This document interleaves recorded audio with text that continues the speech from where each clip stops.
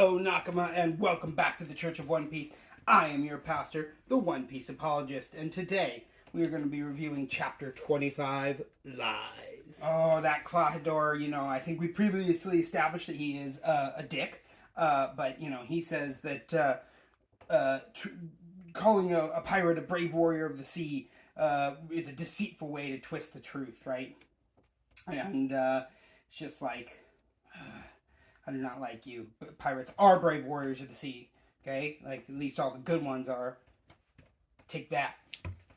But I do have to draw attention to the panel of Usopp's hand just hesitating. Like I said, when there's no, speech in a panel, but just a picture, it's very important. Oda wants you to specifically really see that thing that's happening.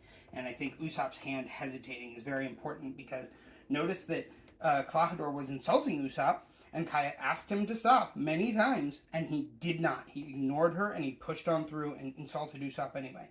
When Usopp was asked to stop fighting by Kaya, he did. He listened to what she said, and he respected her wishes. Even if this guy was, really pissing him off, and he really wanted to hit him again, right?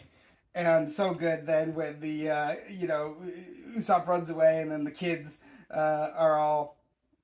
insulting the Klahadore, and they're like, "You smelly butler," and put two T's in the butt and all this stuff.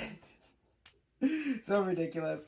Even better that Luffy gets involved, and he starts hurling childish insults at Klahadore as well, and then even has to be held back by Zoro so that he doesn't go and just fight him, right? Which is so great, so funny.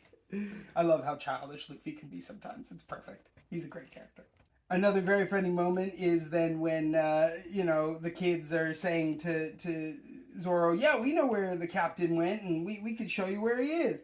And Zoro's just like, "Yeah, I don't really care where the captain went," and just does not want to be shown where he is yet, as well as then, puts captain in quotes, which I just think is very, very funny.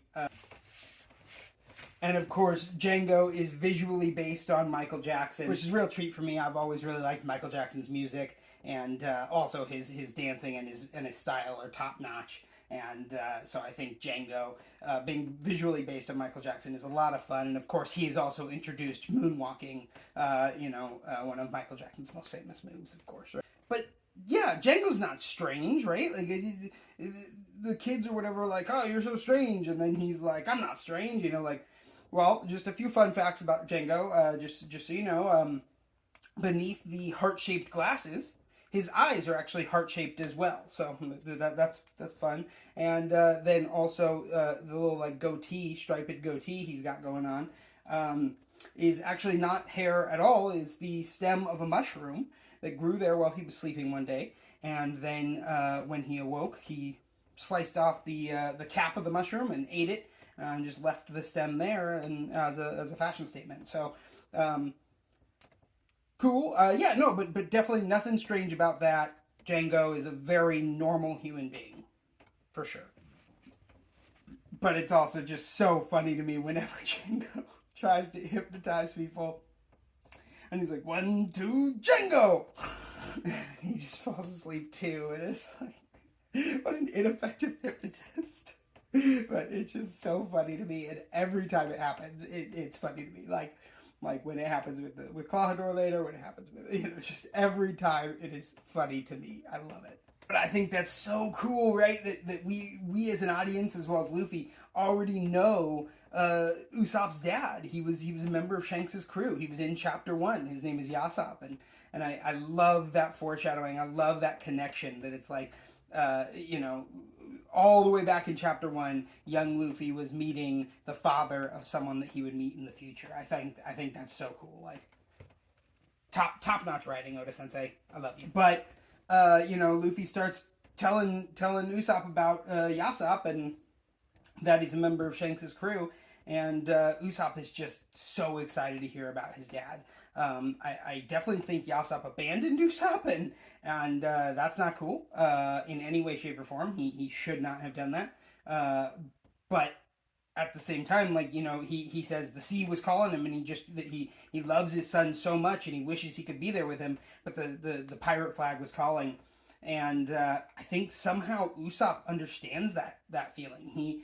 he does not blame his father for leaving for whatever reason. And I think that's very interesting. Of course, Usopp has actually heard of Red-Haired Shanks because he's a great pirate, a legendary pirate, right? And Luffy was like, yeah, so is Yasopp. He was also a legendary pirate, you know. And Usopp is just like, wow, my dad is so cool, you know. Like, I love it. It's really cool to see, just like the sense of wonder on his face. And yeah, you know, Yasopp will just not stop telling young Luffy about his son, no matter how many times Luffy asks him to, which I think is just so funny. Very, very shows that he has a lot of pride and love for the son, even though he did leave, right? And what is this? At the very end of the chapter, Klahadore and Django seem to have some sort of plot to murder Miss Kaya. That is very concerning. I'm excited for us to get to the next chapter and find out what's going on here. Why would the butler do that? I thought he owed so much to Kaya and her parents for taking him in 3 years ago. And yeah, so that will do it for chapter 25, Lies. And as always, One Piece be with you.